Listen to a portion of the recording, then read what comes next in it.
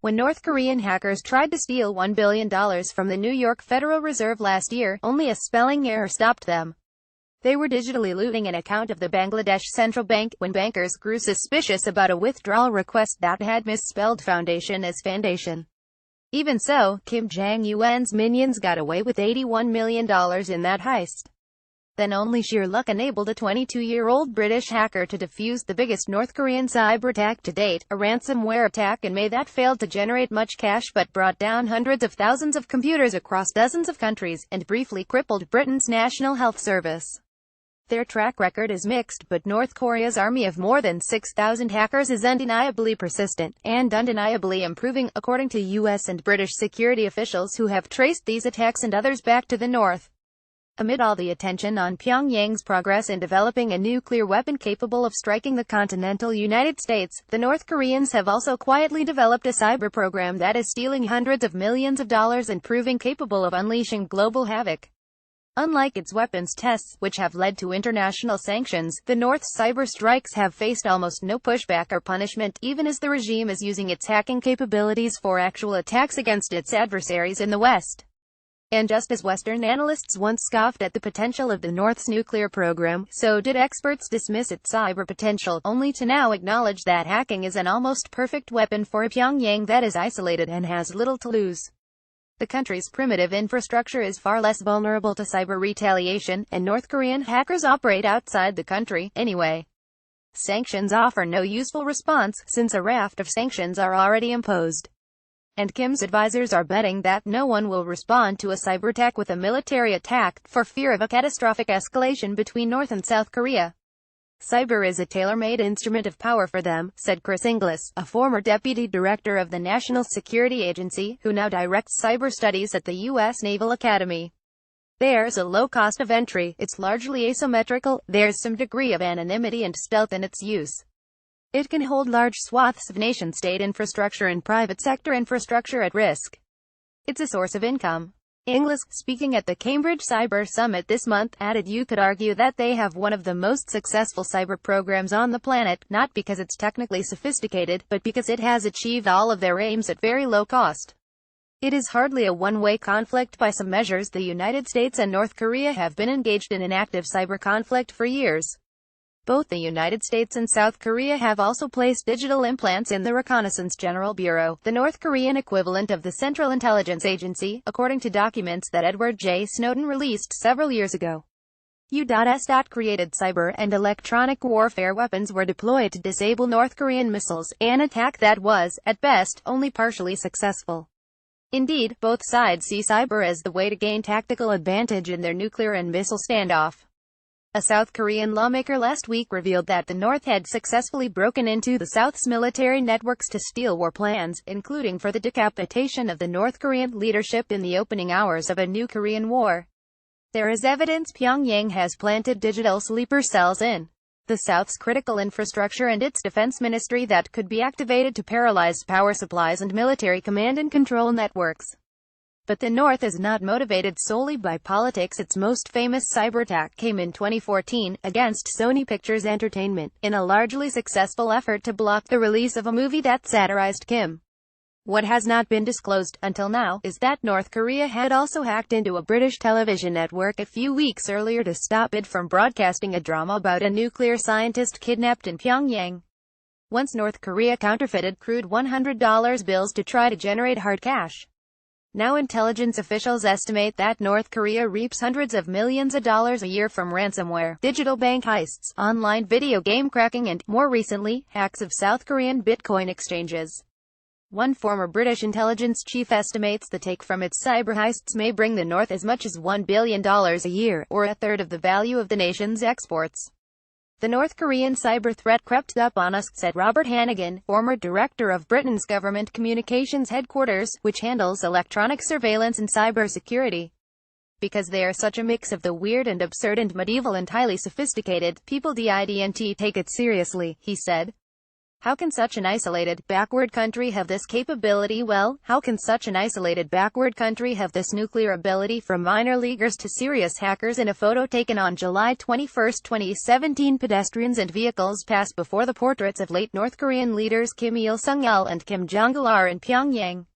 Ed Jones, AFP. Getty Images. Kim Jong-il, the father of the current dictator and the initiator of North Korea's cyber operations, was a movie lover who became an internet enthusiast, a luxury reserved for the country's elite. When Kim died in 2011, the country was estimated to have 1,024 IP addresses, fewer than on most New York City blocks. Kim, like the Chinese, initially saw the internet as a threat to his regime's ironclad control over information. But his attitude began to change in the early 1990s, after a group of North Korean computer scientists returned from travel abroad proposing to use the web to spy on and attack enemies like the United States and South Korea, according to defectors. North Korea began identifying promising students at an early age for special training, sending many to China's top computer science programs. In the late 1990s, the FBI's counterintelligence division noticed that North Koreans assigned to work at the United Nations were also quietly enrolling in university computer programming courses in New York. The FBI called me and said, "What should we do?" recalled James A. Lewis, at the time in charge of cybersecurity at the Commerce Department. "I told them, don't do anything. Follow them and see what they are up to." The North's cyber warfare unit gained priority after the 2003 invasion of Iraq by the United States.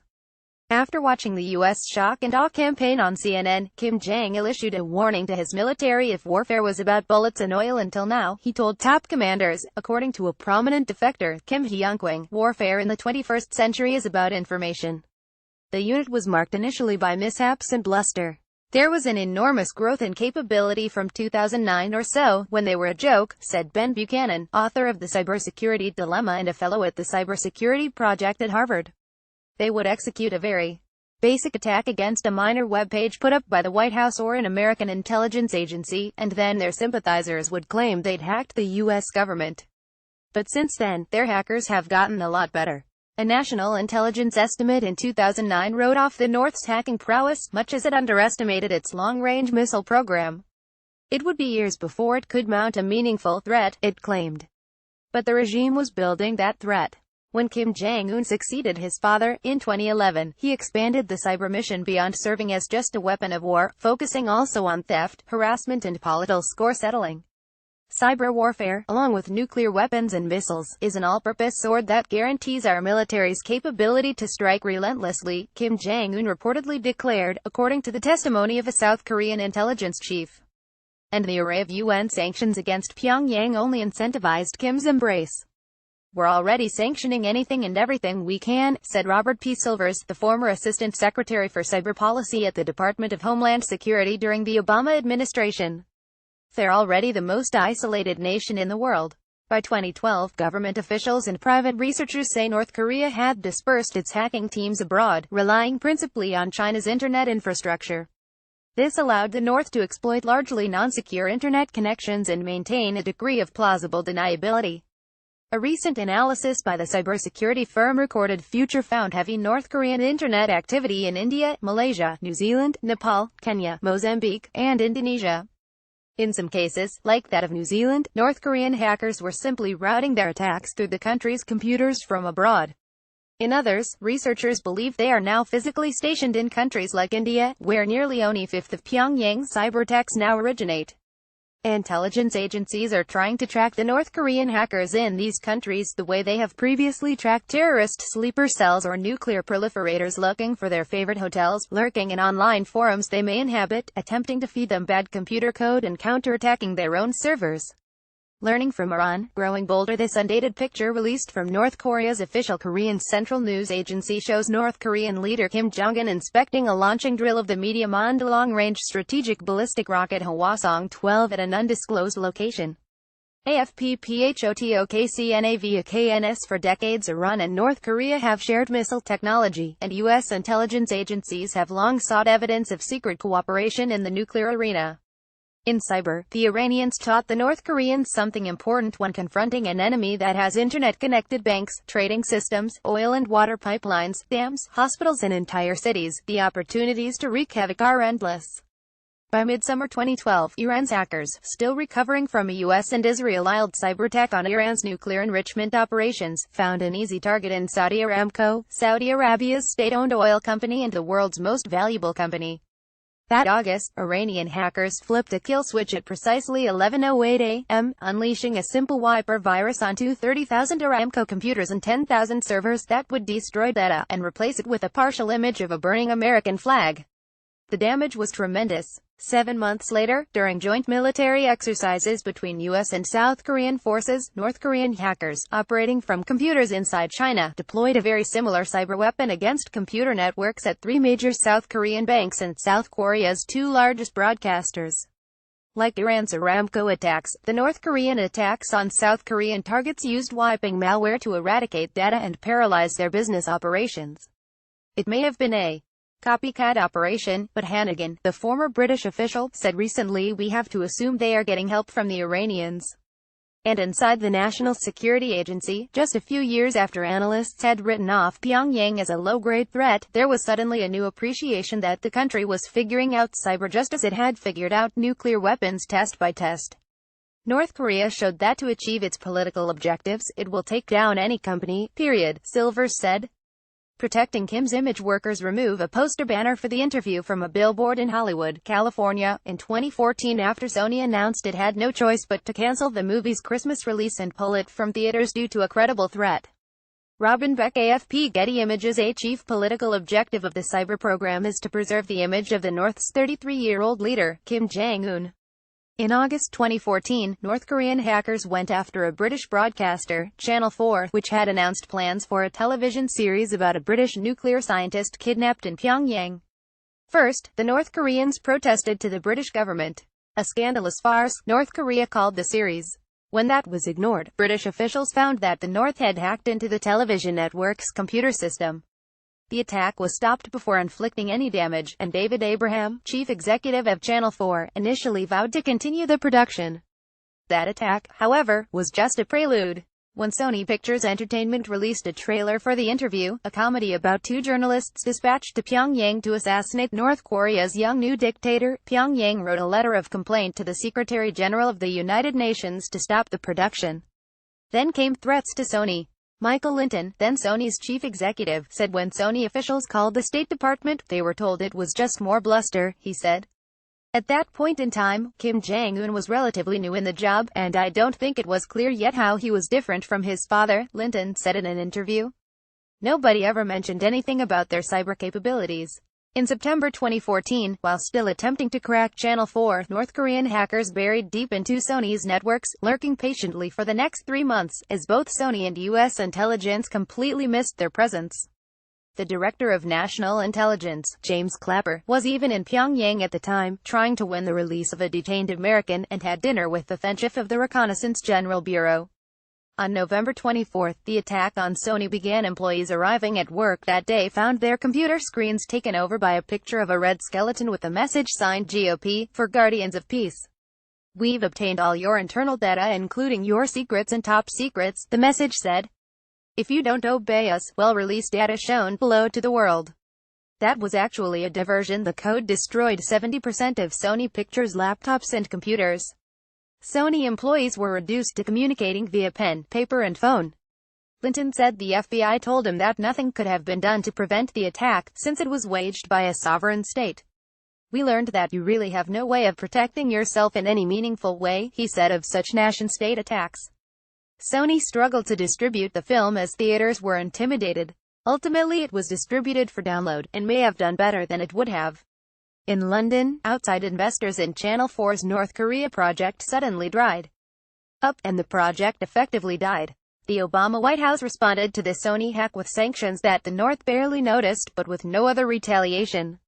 A cyber battle would be a lot more risky for the United States and its allies than for North Korea, Silvers. Robbing banks, Pyongyang-style staff monitor the spread of ransomware cyberattacks at the Korea Internet and Security Agency KISA in Seoul. Yonhap, AFP. Getty Images. Beyond respect and retribution, the North wanted hard currency from its cyber program. So soon the digital bank heists began, an attack in the Philippines in October 2015, then the Tianfeng Bank in Vietnam at the end of the same year, and then the Bangladesh Central Bank. Researchers at Symantec said it was the first time a state had used a cyber attack not for espionage or war, but to finance the country's operations. Now, the attacks are increasingly cunning. Security experts noticed in February that the website of Poland's financial regulator was unintentionally infecting visitors with malware.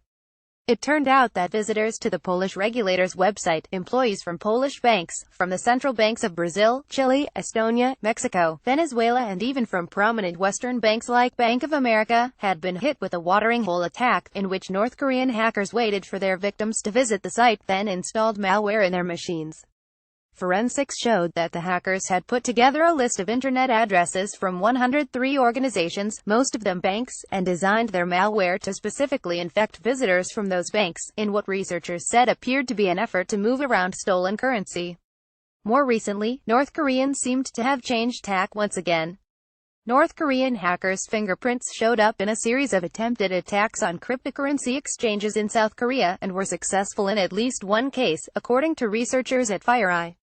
The attacks on Bitcoin exchanges, which see hundreds of millions of dollars worth of Bitcoin exchanged a day, offered Pyongyang a potentially very lucrative source of new funds. And, researchers say, there is evidence they have been exchanging Bitcoin gathered from their heists from Monero, a highly anonymous version of cryptocurrency that is far harder for global authorities to trace. The most widespread hack was WannaCry, a global ransomware attack that used a program that cripples a computer and demands a ransom payment in exchange for unlocking the computer, or its data. In a twist the North Koreans surely enjoyed, their hackers based the attack on a secret tool, called Eternal Blue, stolen from the National Security Agency. In the late afternoon of May 12, panicked phone calls flooded in from around Britain and the world. The computer systems of several major British hospital systems were shut down, forcing diversions of ambulances, and the deferral of non-emergency surgeries. Banks and transportation systems across dozens of countries were affected. Britain's National Cybersecurity Centre had picked up no warning of the attack, said Paul Chichester, its director of operations. Investigators now think the WannaCry attack may have been an early misfire of a weapon that was still under development, or a test of tactics and vulnerabilities. This was part of an evolving effort to find ways to disable key industries, said Brian Lord, a former deputy director for intelligence and cyber operations at the government communications headquarters in Britain. All I have to do is create a moderately disabling attack on a key part of the social infrastructure, and then watch the media sensationalize it and panic the public. It ended thanks to Marcus Hutchins, a college dropout and self-taught hacker living with his parents in the southwest of England. He spotted a web address somewhere in the software and, on a lark, paid $10.69 to register it as a domain name. The activation of the domain name turned out to act as a kill switch, causing the malware to stop spreading. British officials privately acknowledged that they know North Korea perpetrated the attack, but the government has taken no retaliatory action, uncertain what they can do. A cyber-arms race. A screen shows news coverage of an August 29 missile test launch in a public square outside a train station in Pyongyang on August 30, 2017. AFP photo. Kim Won-jin. Getty Images. While U.S. and South Korean officials often express outrage about North Korea's cyber activities, they rarely talk about their own, and whether that helps fuel the cyber-arms race. Yet both Seoul and Washington target the North's Reconnaissance General Bureau, its nuclear program and its missile program. Hundreds, if not thousands, of U.S. cyber warriors spend each day mapping the North's few networks, looking for vulnerabilities that could be activated in time of crisis. At a recent meeting of U.S. strategists to evaluate North Korea's capabilities, some participants expressed concerns that the escalating cyber war could actually tempt the North to use its weapons, both nuclear and cyber, very quickly in any conflict, for fear that the United States has secret ways to shut the country down. The director of the CIA, Mike Pompeo, said last week that the United States is trying to compile a better picture of the leadership around Kim Jong-un, for a report to President Donald Trump. Figuring out who oversees cyber and special operations is a central mystery. The Japanese press recently speculated it could be an official named Jang Il-soo. Others are curious about Gen. No Kwang-chol, who was elevated to the Central Committee of the North's ruling party in May 2016 and is one of the only members whose portfolio is undisclosed. The big question is whether Kim, fearful that his nuclear program is becoming too large and obvious a target, is focusing instead on how to shut down the United States without ever lighting off a missile.